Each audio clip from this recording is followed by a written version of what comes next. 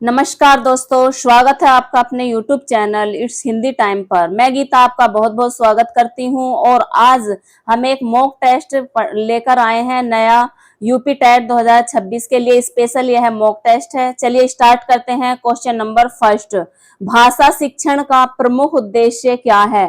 भाषा शिक्षण जब हम कराते हैं तो उसका प्रमुख उद्देश्य हमारे लिए क्या होता है? व्याकरण के नियम कंठस्थ कराना या भाषा के माध्यम से प्रभावी संप्रेषण क्षमता विकसित करना या केवल परीक्षा की तैयारी करना या केवल लेखन कौशल विकसित करना। यहाँ पर जो भी केवल शब्द आता है वह हमारे लिए नेगेटिव होता है। जो केवल शब्द है वह नेगेटिव हम मानते हैं, उसे हमें हटाना होता है। नेगेटिव आंसर को क्वेश्चन नेगेटिव ऑप्शन को कभी भी हम टिक नहीं करेंगे, इसलिए हमारा ए भी और सी और डी ये सभी गलत आंसर हैं। बी हमारा सही आंसर हो जाएगा। नेक्स्ट क्वेश्चन पे चलते हैं। नेक्स्ट क्वेश्चन है नंबर 2, कक्षा 1 से 5 के विद्यार्थियों में भाषा सीखने की सबसे प्रभावी प्रक्रिया कौन सी होगी? क्या रटकर याद करना, भाषा का स्वाभाविक प्रयोग करना, व्याकरण के नियम लिखना या शब्दकोश याद करना?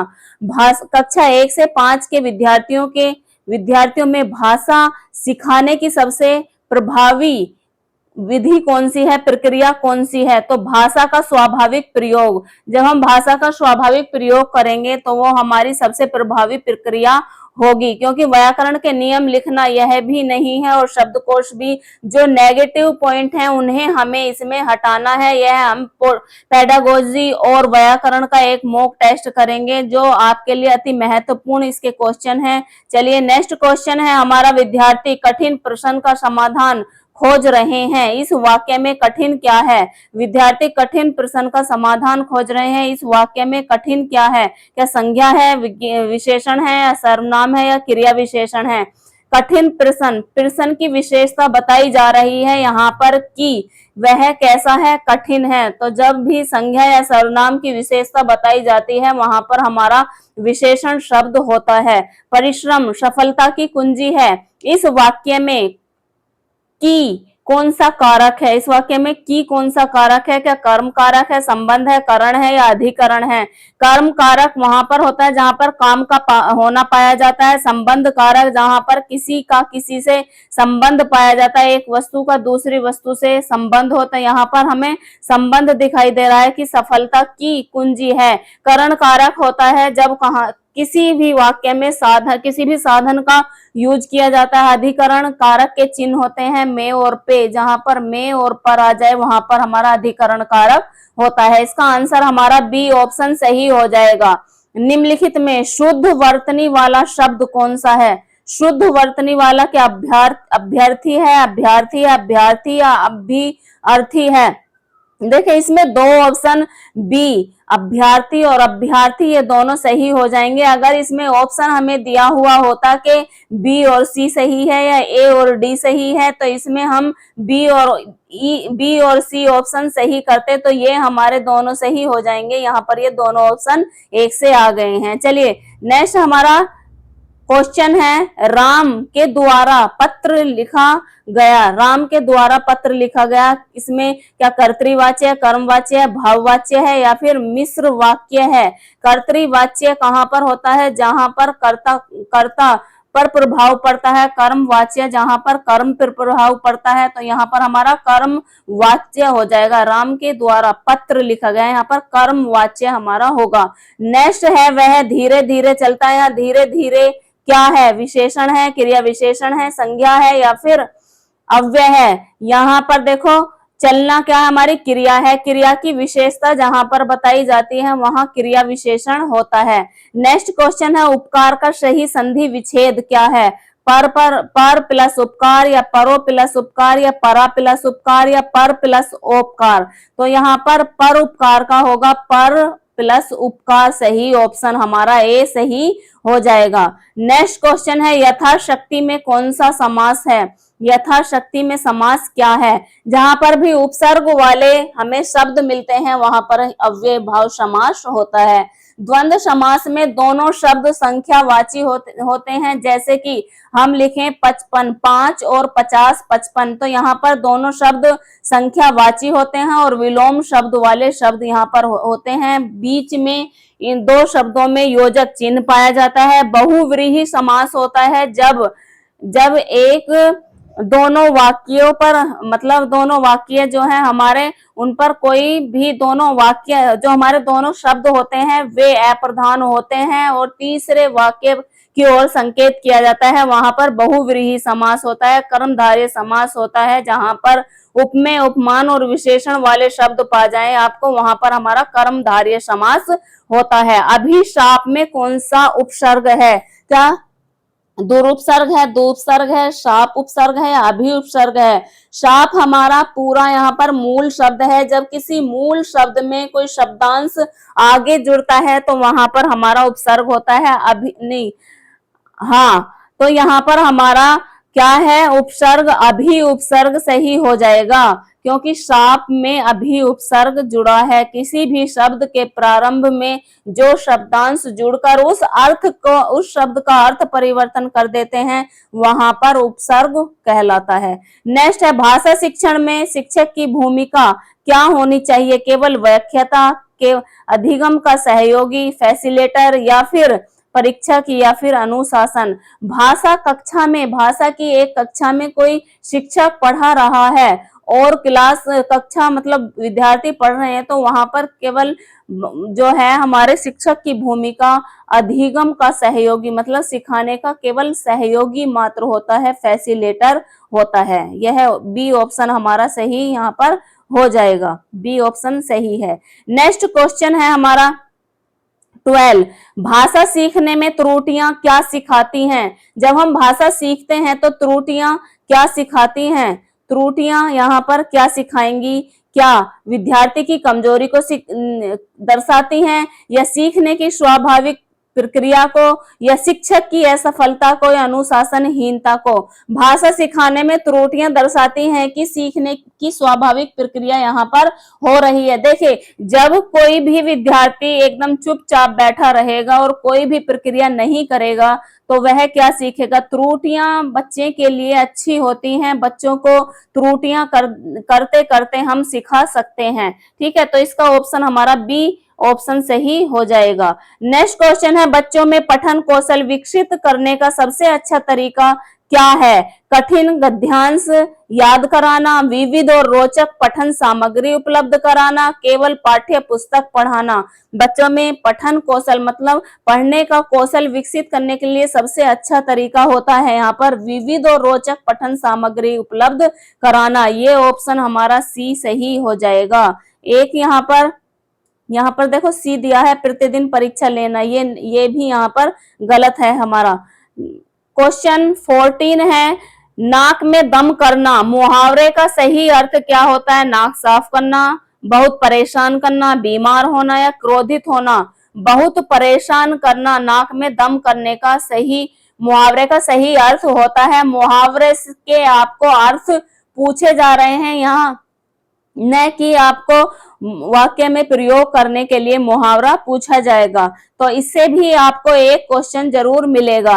अब हमारा पर्यायवाची से, पर्यायवाची भी आपका 1-2 क्वेश्चन जरूर पूछा जाएगा। तो रात का पर्यायवाची शब्द क्या होता है? अक्सर होता है, हमेशा होता है, कभी होता है, रजनी होता है। रजनी को भी हम रात कहते हैं, तो रात का पर्यायवाची शब्द रजनी सही हो जाएगा। नेक्स्ट है, आलस्य का विलोम शब्द क्या होगा? विश्राम, परिश्रम, आराम, या फिर निंद्रा? निंद्रा भी नहीं होगा और आराम भी नहीं होगा। विश्राम, परिश्रम, आलस्य का जो कोई बहुत ज्यादा कोई परिश्रम करता है, काम करता है, और आलस्य करता है, ये दोनों एकदम अपोजिट शब्द हैं, तो यहाँ पर परिश्रम हमारा सही हो जाएगा। नेक्स्ट क्वेश्चन हमारा 17, वह विद्यालय से लौटा, यहाँ से कौन सा कारक है? यह विद्यालय से लौटा, क्या यहाँ पर कर्म कारक है, या अपादान है, या अधिकरण है, संबंध है? वह विद्यालय से लौटा अपादान कारक है, जहां पर एक जगह से दूसरी, मतलब एक किसी का अलगाव हो, जहां पर एक वस्तु से दूसरी वस्तु का, एक जगह से दूसरी जगह पे, वहां पर हमारा अपादान कारक होता है। यहाँ हमारा अपादान कारक सही हो जाएगा। राम पत्र लिखता है, कौन सा यहाँ पर काल है, यह कौन सा काल है? राम पत्र लिख रहा है, न यह सामान्य वर्तमान है, न पूर्ण, न वह लिख पाया है, न सामान्य भूत है, यहाँ पर अपूर्ण, क्योंकि वह लिख रहा है, अभी कार्य पूरा नहीं हुआ है। कार्य जहां पर चल रहा होता है वहां पर अपूर्ण वर्तमान काल होता है, तो इसका ऑप्शन बी हमारा सही हो जाएगा। नेक्स्ट है 19, सतत एवं समग्र मूल्यांकन सीसीई का मुख्य उद्देश्य क्या है? क्या अंक देना है, समग्र विकास का मूल्यांकन करना है, प्रतियोगिता कराना है, या रैंक बनाना है? सतत एवं व्यापक मूल्यांकन होता है, सीसीई होता है समग्र, हमारा पूरा बालक का विकास, संपूर्ण विकास करना, समग्र विकास का मूल्यांकन होता है। बी ऑप्शन यहाँ पर सही हो जाएगा। नेक्स्ट क्वेश्चन 20 क्वेश्चन कह रहा है कि भाषा शिक्षण में स्कैफोल्डिंग का अर्थ क्या है? स्कैफोल्डिंग अधिक कार्य देना, आवश्यकता के अनुसार सीखने में सहायता, सहयोग करना, अनुशासन बनाए रखना, या फिर एक और यहाँ पर देखो, या परीक्षा लेना। तो इसका सही ऑप्शन हो जाएगा हमारा आवश्यकता के अनुसार सीखने में सहयोग देना, स्कैफोल्डिंग होता है। जब हम किसी छोटे बच्चे को कोई साइकिल चलाना सिखाते हैं तो उसमें क्या होता है, जब वह चलाना धीरे धीरे सीख जाता है तो हम उसे पकड़े ही नहीं रहते हैं, उसे ऐसे पुश करके हम अलग हट जाते हैं, तो तभी बच्चा सीख पाता है। उसे हम क्या कहते हैं, स्कैफोल्डिंग कहते हैं। ऐसे ही शिक्षा में जब बच्चा कुछ सीख रहा होता है तो उसे हमें थोड़ा सा सहारा देना होता है। स्कैफोल्डिंग का मतलब होता है सहारा देना, मचान या पाड़, हम इसके ये और शब्द हैं। चलिए आगे चलते हैं 21 क्वेश्चन पर। 21 क्वेश्चन है हमारा, अत्यधिक में उपसर्ग क्या है? क्या अधि है, अति है, अत्य है, या अधिक है? उपसर्ग वे शब्द होते हैं जो शब्द के पहले जुड़कर कोई शब्दांश उसका अर्थ परिवर्तन कर देते हैं। उपसर्ग हमारे पहले जुड़ते हैं, उसे इंग्लिश में हम प्री फिक्स कहते हैं। प्री मतलब पहले, ठीक है, और फिक्स, वह फिक्स हो जाता है किसके, किसी भी शब्द के पहले। तो यहाँ पर अति हमारा उपसर्ग सही हो जाएगा।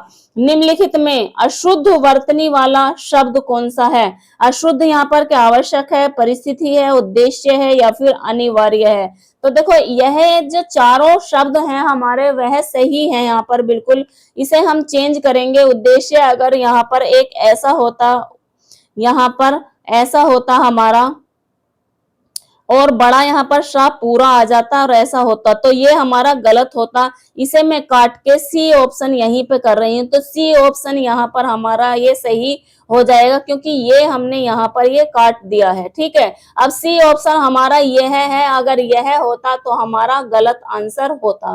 नेक्स्ट क्वेश्चन पर चलते हैं। नेक्स्ट क्वेश्चन है हमारा 23, भाषा के 4 कौशलों का सही क्रम क्या है? मैंने आपको पहले भी बताया है कि शु बो पा ली, ये क्या है, हमारे भाषा के 4 कौशल हैं। इस एक शब्द को आप याद रखेंगे, शु बो पा ली, मतलब शु से है श्रवण, श्रवण मतलब सुनना, श्रवण मतलब क्या होता है, सुनना, वाचन बोलना, पठन लेखन, पठन है पढ़ना, और लेखन का अर्थ होता है लिखना, ठीक है। तो श्रवण, वाचन, पठन और लेखन ये हमारे सही, बी ऑप्शन सही हो जाएगा। भाषा शिक्षण में सहपाठी अधिगम, पीयर लर्निंग का प्रमुख लाभ क्या है? प्रतिस्पर्धा इससे बढ़ती है, या सहयोगात्मक अधिगम विकसित होता है, या गृह कार्य कम होता है, अनुशासन कम होता है?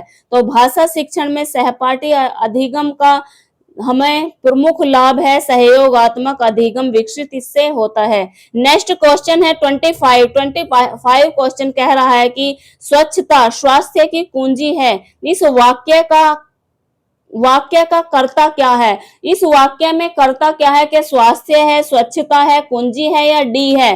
तो स्वच्छता स्वास्थ्य की कुंजी है, यहाँ पर स्वच्छता करता हो जाएगा। नेक्स्ट क्वेश्चन है 26, यदि विद्यार्थी उत्तर देते समय गलती करे तो शिक्षक को क्या करना चाहिए? क्या डांटना चाहिए, सुधारात्मक प्रतिपुष्टि देना चाहिए, दंड देना चाहिए या उत्तर बदल देना चाहिए? हमें नेगेटिव ऑप्शन से बचना है। नेगेटिव ऑप्शन पर किसी पर भी पेडागोजी में हमें टिक नहीं करना है। और एक और आपका ट्रिक है कि जो बड़ा आंसर होता है ज्यादातर वही सही होता है, तो इसका ऑप्शन बी हमारा सही हो जाएगा। सुधारात्मक प्रतिपुष्टि देना इसका सही आंसर होगा। नेक्स्ट क्वेश्चन है 27 और हमारा क्वेश्चन है कि भाषा शिक्षण में मौखिक अभिव्यक्ति विकसित करने का प्रभावी माध्यम कौन सा है?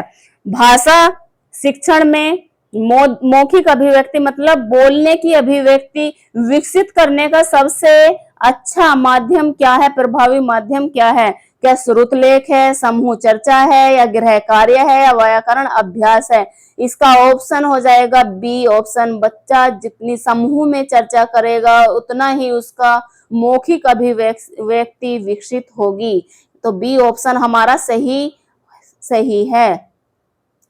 नेक्स्ट क्वेश्चन है अपठित गद्यांश पढ़ाते समय शिक्षक को सबसे पहले क्या करना चाहिए? क्या कठिन शब्दों के अर्थ रटवाना चाहिए, विद्यार्थी से पूरा गद्यांश पढ़वाकर उसका आशय समझाना चाहिए, केवल प्रश्न हल करना चाहिए या उत्तर लिखवाना चाहिए? तो अपठित जब हम गद्यांश किसी को पढ़ाते हैं तो उस विद्यार्थी को सबसे पहले हमें गद्यांश पढ़वाकर उसका अर्थ अगर हम समझा देंगे तो वह विद्यार्थी उस गद्यांश से अपने क्वेश्चन का आंसर निकाल सकता है। इसका ऑप्शन हमारा क्या बी ऑप्शन सही हो जाएगा। बी ऑप्शन यहाँ पर सही होगा। ठीक है। नेक्स्ट क्वेश्चन है हमारा 29 क्वेश्चन है हमारा, निम्नलिखित में से कौन सा प्रश्न उच्च स्तरीय चिंतन को विकसित करने का सबसे अच्छा साधन है? यहाँ पर देखो ये यहाँ विकसित करता है। तो ऑप्शन है हमारे कविता किसने लिखी, इस गद्यांश का मुख्य विचार क्या है और क्यों, आगे ऑप्शन है 2 और पर्यायवाची लिखिए या फिर विलोम शब्द लिखिए। तो इसका सही होगा हमारा इस गद्यांश का मुख्य विचार क्या है और क्यों है। यह हमारा सही ऑप्शन बी ऑप्शन सही हो जाएगा, क्योंकि कविता लिखने, विलोम शब्द लिखने, पर्यायवाची शब्द लिखना यह हमारा उच्च स्तर का चिंतन नहीं है। जब हम किसी गद्यांश का मुख्य विचार जानेंगे और वह क्यों है तो ऐसे क्यों क्या वाले क्वेश्चन हमारे सही होते हैं इसके लिए। नेक्स्ट क्वेश्चन है हमारा 30 क्वेश्चन कह रहा है कि यहाँ पर नई शिक्षा नीति एनईपी 2020 के अनुसार भाषा शिक्षण के सबसे महत्वपूर्ण सिद्धांत क्या है? क्या रटने पर बल देना है, मातृभाषा स्थानीय भाषा के माध्यम से अर्थपूर्ण अधिगम करना है, केवल लिखित भाषा परीक्षा या केवल व्याकरण शिक्षण? मातृभाषा स्थानीय भाषा पर हमें बल देना चाहिए, उसके माध्यम से अर्थपूर्ण अधिगम हमें करवाना चाहिए। ऑप्शन बी इसमें हमारा सही आंसर हो जाएगा। ऑप्शन बी सही है। आज हमने 30 क्वेश्चन बहुत ही अच्छे क्वेश्चन व्याकरण के और पेडागोजी के किए हैं। ऐसे ही आपको परीक्षा में क्वेश्चन मिलेंगे और आप अपनी अधिक से अधिक मॉक टेस्ट लगाइए और अपनी तैयारी को जांचिए। और अगर जैसी भी आपको वीडियो लगी है, पसंद आई है तो कमेंट जरूर कीजिए, वीडियो को लाइक शेयर और सब्सक्राइब कीजिए। धन्यवाद दोस्तों।